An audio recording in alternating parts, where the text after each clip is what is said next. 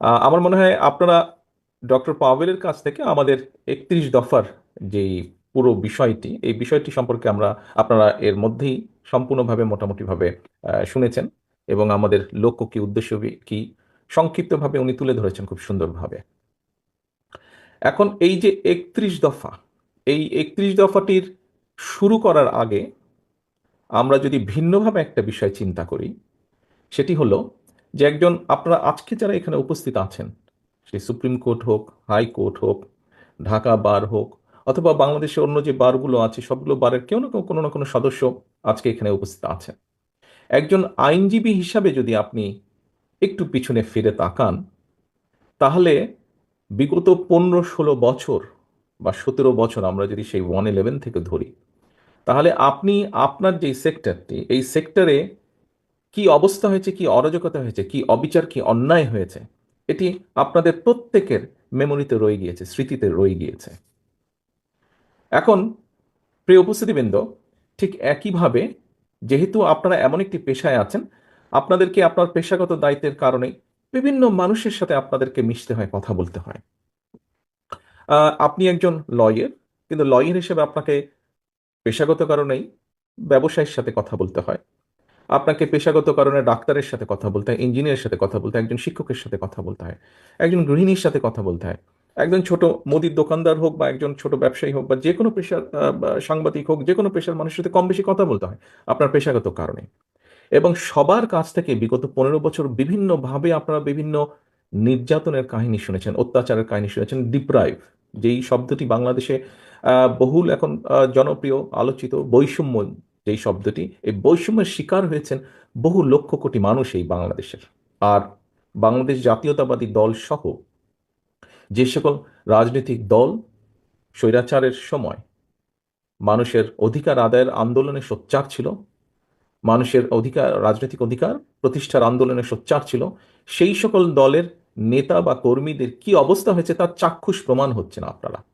অর্থাৎ আপনাদের এই সেক্টর সহ, আইন সেক্টর সহ, বিচার ব্যবস্থা সহ সর্বক্ষেত্রে একটি অরাজক অবস্থা ছিল, একটি ভঙ্গুর পরিস্থিতি হয়ে গিয়েছে, হয়ে গিয়েছিল না হয়ে গিয়েছে, অর্থাৎ এখনো ক্ষেত্র বিশেষে এটা চলমান আছে।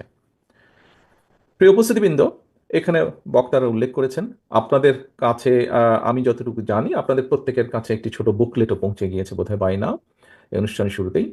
এবং সেখানে যদি আপনারা দেখেন, সেখানে একটি ডেট লেখা আছে যে কবে আমরা প্রথম এই 31 দফাটি উপস্থাপন করেছিলাম দেশের মানুষের কাছে, দেশের সামনে আমরা উপস্থাপন করেছিলাম। প্রথমে এইটি 31 দফাটি 31 দফা ছিল না, এটি ছিল 27 দফা। এখানে বোরহান সাহেব খুব সুন্দরভাবে বলেছেন ওনার বক্তব্যে যে আমরা শহীদ রাষ্ট্রপতি জিয়াউর রহমান কর্তৃক ঘোষিত যে 19 দফা ছিল, সেখান থেকে আমরা নিয়েছি, যা বর্তমান সময়ের সাথে বা ভবিষ্যতের সাথে সামঞ্জস্যপূর্ণ। সময়ের সাথে কিছু কিছু জিনিস তো অবশ্যই পরিবর্তিত হয়। এরপরে আমরা ভিশন 2030 দেশনেত্রী বেগম খালেদা জিয়া যেটি উপস্থাপন করেছিলেন সেখান থেকেও নিয়েছি। আমরা প্রথমে এটিকে 27 দফা হিসাবে উপস্থাপন করেছিলাম। পরবর্তীতে আমাদের সাথে যে সকল গণতান্ত্রিকমী রাজনৈতিক দল ছিলেন তাদেরও মতামত নিয়েছি, তারাও কিছু কিছু মতামত নিয়েছেন। তারপরে আমরা এটিকে 31 দফায় নিয়ে আসি। 27 থেকে অন্যান্য যে সকল আমাদের সাথে রাজনৈতিক দল ছিলেন আন্দোলনে, তাদের মতামতের ভিত্তিতে, তাদেরও কিছু সাজেশন ছিল, সেটার ভিত্তিতে আমরা 31 দফায় নিয়ে আসি। এখন এই 31 দফাটি আমরা প্রায় 2.5 বছর আগে দেশের মানুষের সামনে উপস্থাপন করেছি, দেশের সামনে উপস্থাপন করেছি। যেই পয়েন্টটি দিয়ে আমি আপনাদের সামনে আমার বক্তব্যটি শুরু করেছি, যে প্রত্যেকটি সেক্টর কি অবস্থা হয়েছে, সেটি কম বেশি চাক্ষুষ প্রমাণ আপনারা, সেটি বিভিন্নভাবে আপনারা সে বিষয়ে ধারণা আছে আপনাদের। উপস্থিতিবৃন্দ, আহ, বাংলাদেশ জাতীয়তাবাদী দল বাংলাদেশের মানুষের সমর্থনের উপরে ভিত্তি করে এর আগে কয়েকবার রাষ্ট্র পরিচালনা করেছে। যেহেতু বাংলাদেশ জাতীয়তাবাদী দলের রাষ্ট্র পরিচালনার অভিজ্ঞতা আছে, হ্যাঁ, আমরা অতীতে রাষ্ট্র পরিচালনা করেছি, হতে পারে ক্ষেত্র বিশেষে আমাদের কিছু কিছু ভুল হয়েছে, আমরা যেভাবে অনেক জিনিস করতে চেয়েছি হয়তো পারিনি বিভিন্ন সীমাবদ্ধতার কারণে, কিন্তু আমাদের একটি অভিজ্ঞতা আছে, এই দলের অভিজ্ঞতা আছে, এই দলে অভিজ্ঞতা সম্পন্ন মানুষ আছেন যারা রাষ্ট্র পরিচালনার দায়িত্বে ছিলেন। আমরা এই সব কিছুর আলোকে বিবেচনা করে, আলোচনা করে 31 দফাটি আমরা উপস্থাপন করেছি। আমরা দেখেছি যে স্বৈরাচারের সময় বিশেষ করে এটির প্রক্রিয়াটি শুরু হয়েছিল 111-এর গভর্নমেন্টের সময় থেকে, এবং পরবর্তীতে যে পলাতক স্বৈরাচার তাদের সময় এটি কন্টিনিউ করেছে। আমরা অর্থনীতির কথা বলি, আমরা কৃষির কথা বলি, আমরা শিল্পের কথা বলি, আমরা শিক্ষার কথা বলি, আমরা স্বাস্থ্যের কথা বলি, বিচার ব্যবস্থা তো অবশ্যই আছে। আমরা প্রশাসনের কথা বলি, সেটি সিভিল প্রশাসন হতে পারে, সেটি পুলিশ প্রশাসন হতে পারে, সেটি মিলিটারি প্রশাসন হতে পারে।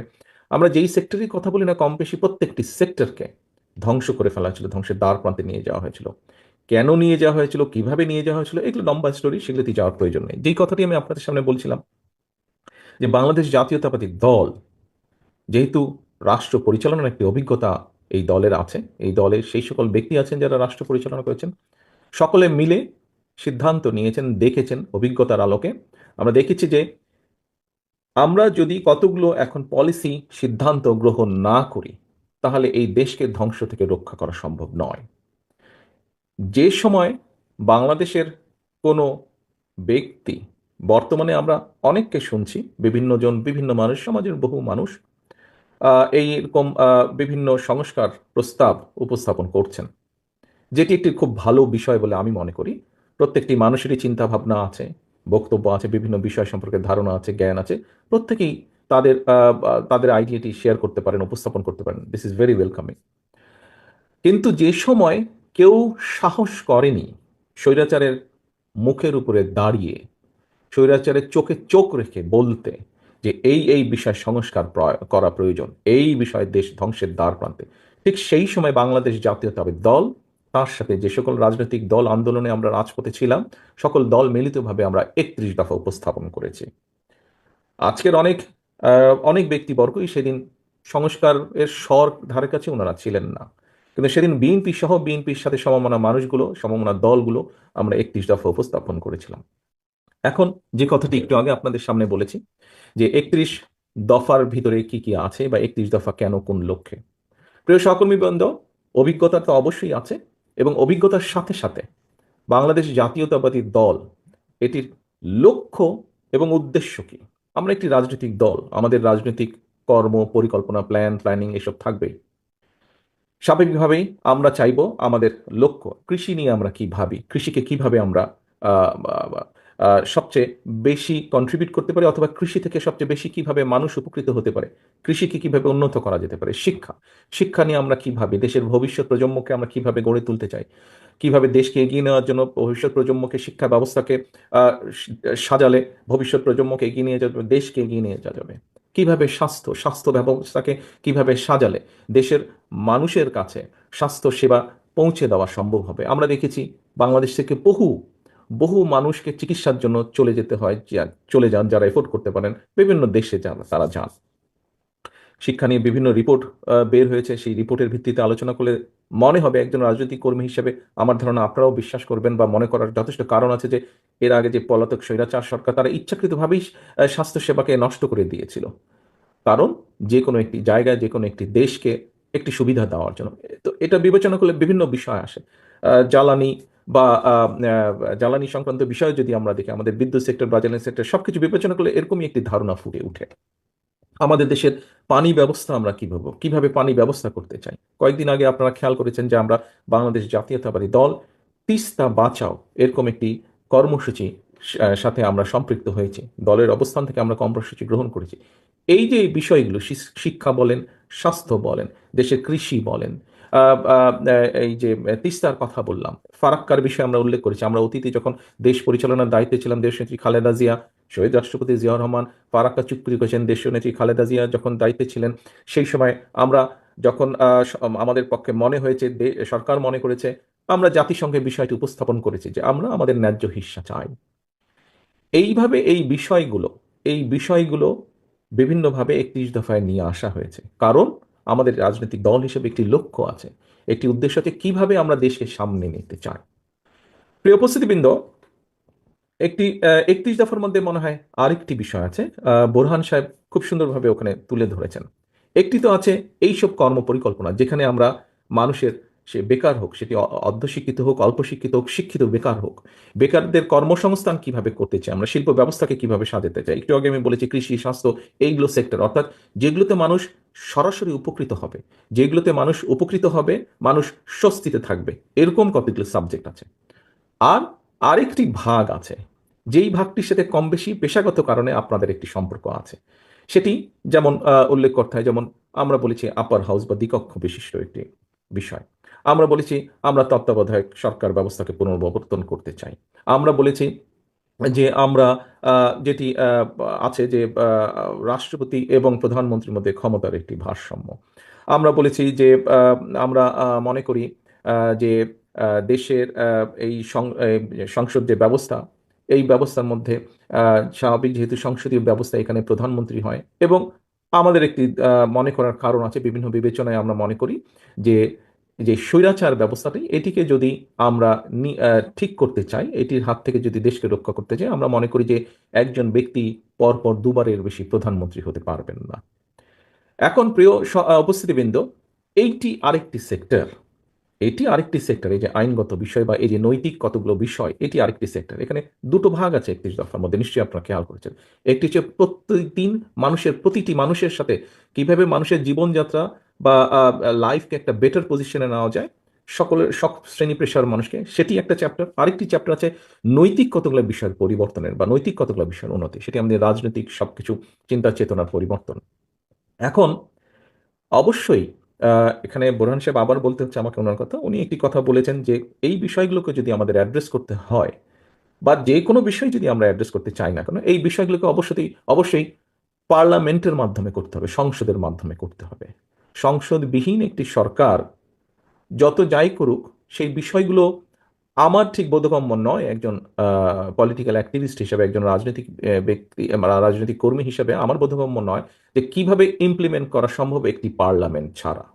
কারণ যারা সংস্কারের কথা বলছেন, আমার ধারণা নিশ্চয়ই ওনারাও এতটুকু বুঝতে সক্ষম যে যাই করি না কেন, কারণ অতীতে দেখা গিয়েছে যে অনেকে এরকম অনেক সংস্কারের কথা বলেছে, কিন্তু যখন পার্লামেন্ট বসেছে, আমরা 111-এর সময় দেখেছি তারাও অনেক বড় বড় সুন্দর সুন্দর কথা বলেছিল, অনেকগুলো সংস্কার প্রস্তাব কি কি সব করেছিল, কিন্তু পরবর্তীতে যখন পার্লামেন্ট বসেছে, স্বৈরাচার যখন ক্ষমতা গ্রহণ করেছে, খুব ক্লিয়ারলি বলা যায়, কম বেশি এটি বলার জন্য রকেট সায়েন্সের প্রয়োজন হয় না। 2008 সালের নির্বাচনে সেখানে ঘাপলা ছিল, সেটি যে স্বৈরাচার যে ক্ষমতায় ছিল তার বিভিন্ন কথাবার্তা থেকে বেরিয়ে এসেছে, এগুলি ঐতিহাসিকভাবে প্রমাণিত। এছাড়াও ইলেকশন রেজাল্ট অ্যানালাইসিস করলেও আমরা দেখেছি 2008 সালে, তারপরেও গণতন্ত্রের স্বার্থে আমরা সেটিকে একসেপ্ট করে নিয়েছিলাম সেই সময়। তো আমরা যদি দেখি তাহলে আমরা দেখেছি যে তখনও সেই সব সংস্কার প্রস্তাবকে তখন অন্যভাবে চেঞ্জ করে ফেলা হয়েছিল, করা হয়নি, কারণ সেটি প্রকৃত জনগণের ভোটে নির্বাচিত সংসদ ছিল না। জনগণের ভোটে 2008 সালে প্রকৃত জনগণের ভোটে ছিল না। এবং এইবার আর সেইবারের তফাৎটা এটাই হচ্ছে যে এইবার সংস্কারের প্রস্তাব সবচাইতে প্রথম বাংলাদেশ জাতীয়তাবাদী দল দেশের সামনে এবং দেশের মানুষের সামনে উপস্থাপন করেছে। আর কেউ করার আগে, সবচাইতে আগে আমরা করেছি, বাংলাদেশ জাতীয়তাবাদী দল। যেহেতু আমরা বাংলাদেশ জাতীয়তাবাদী দল এই সংস্কার প্রস্তাব সবচাইতে আগে উপস্থাপন করেছি, কমিটমেন্ট করেছি আমরা বাংলাদেশের মানুষের কাছে, সেজন্যই এটিকে পর্যায়ক্রমিকভাবে, ধারাবাহিকভাবে এটিকে সাকসেসফুল করা অথবা এটি প্রতিশ্রুতি পূরণ করা, এটি আমাদের একটি পবিত্র দায়িত্ব।